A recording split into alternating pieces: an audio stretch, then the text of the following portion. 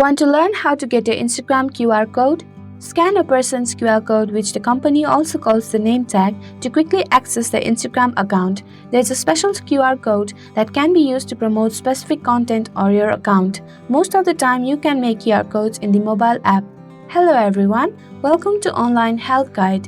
Today in this video, I am going to show you how to get your Instagram QR code. So without any further ado, let's get started.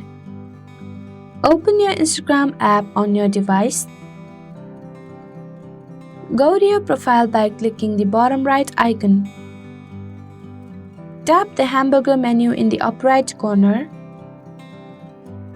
Tap QR code. There you go, the simple steps will show you how to get your Instagram QR code. Thank you for watching Online Health Guide. Hope this video was helpful. If it was, then hit the like button and comment down if you have any questions or feedback. Also, if you are new to our channel, subscribe and hit the bell icon so that you don't miss our upcoming videos.